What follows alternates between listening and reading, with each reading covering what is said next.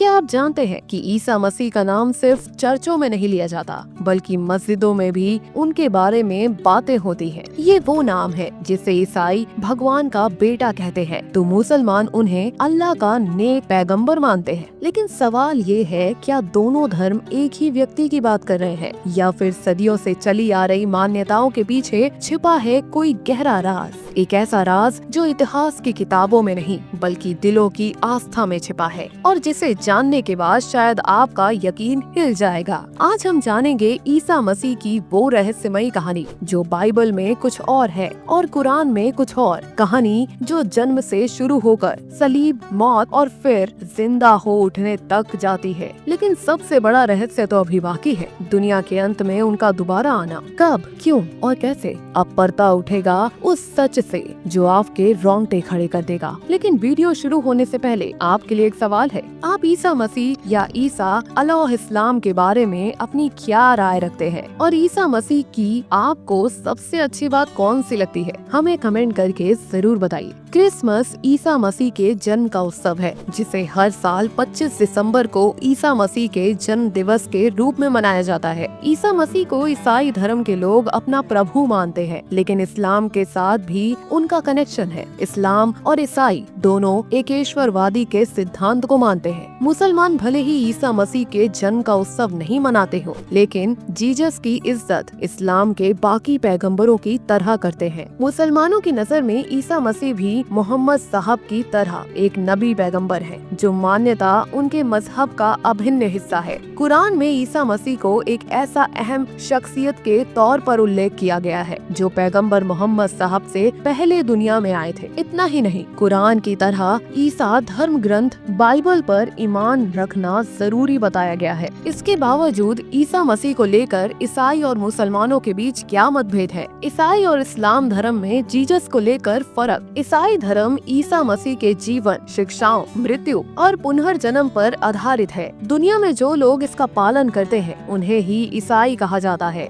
ईसाई धर्म के लोग ईसा मसीह को प्रभु मानते हैं और अल्लाह का बेटा बताते हैं। वहीं मुसलमानों का मानना है कि ईश्वर का वचन और इस्लाम की शिक्षाएं पैगंबर मोहम्मद साहब के द्वारा साझा की जाती हैं। माना जाता है कि मोहम्मद अंतिम पैगंबर है जिन्होंने अल्लाह के कानून की शिक्षा दी और फरिश्ते जिब्राइल के माध्यम से इस्लामी आस्था का खुलासा किया। इस्लाम में कुरान के करीब 1/3 हिस्से में मोहम्मद साहब से पहले आए पैगंबरों की तारीख बयां की गई है, जिसमें ज्यादातर में बाइबल का हवाला दिया गया है। कुरान में हजरत ईसा का जिक्र ऐसे पैगंबर के तौर पर आता है जिनकी खास अहमियत है। तमाम पैगंबरों के बीच उन्हें कुरान ने अनूठा बताया, जो अल्लाह का करिश्मा है। वो अल्लाह की जुबान है, उनकी आत्मा है। मुसलमानों का मानना है कि ईसा मसीह एक पैगंबर और एक अच्छे शिक्षक थे। ईसा मसीह को अल्लाह ने दुनिया में अपना संदेश वाहक बनाकर भेजा था। इस्लाम ईसा को एक मसीहा यानी पैगंबर के रूप में देखता है, जिसे हजरत इजराइल के बच्चों का मार्गदर्शन करने के लिए भेजा गया था और वो ईश्वर का संदेश वाहक है, ईश्वर का पुत्र नहीं। इस्लाम यही मानता है, जबकि ईसाई धर्म के लोग उन्हें अपना प्रभु मानते हैं। ईसाई ईसा को हिब्रू धर्म ग्रंथ का मसीहा और ईश्वर का पुत्र मानते हैं। मुसलमानों का मानना है कि अल्लाह ने पैगंबरों के जरिए अपनी बात को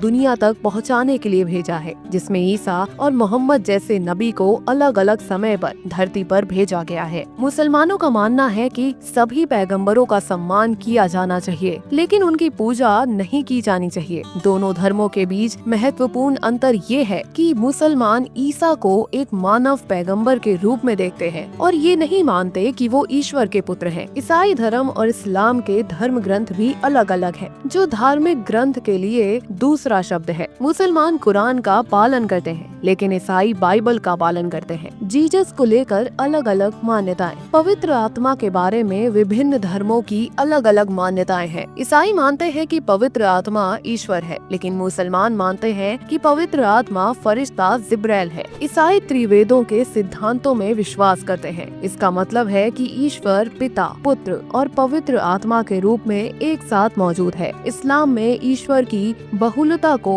एक ईश्वर अल्लाह की मान्यता के इंकार के रूप में देखा जाता है। इस्लामिक ग्रंथ कुरान में ईसा मसीह का जिक्र। ईसा मसीह को जीसस के नाम से भी जाना जाता है। जीसस को अरबी जुबान में ईसा भी कहते हैं, जिसका जिक्र इस्लामिक पवित्र किताब कुरान में कई बार हुआ है। इस्लाम की पवित्र किताब में केवल एक ही महिला का जिक्र है और वो है वज्रिन मैरी, जिन्हें अरबी जुबान में मरियम भी कहते हैं। कुरान में मरियम के नाम एक पूरा अध्याय समर्पित है, जिसमें ईसा मसीह के जन्म का जिक्र है। इस्लाम में यीशु के जन्म की जो कहानी बताई गई है, उसमें ना तो जोसेफ है और ना ही फरिश्तों और ना नाद का जिक्र है। इस्लाम धर्म के अनुसार मरियम ने अकेले ही रेगिस्तान में ईसा को जन्म दिया था और एक सूखे हुए खजूर के पेड़ के साये में पनाह ली थी। तभी एक चमत्कार हुआ और उनके खाने के लिए पेड़ से खजूर गिरा और उनके कदमों के पास पानी का एक सोता फूट पड़ा। इस तरह ईसा मसीह का जन्म हुआ।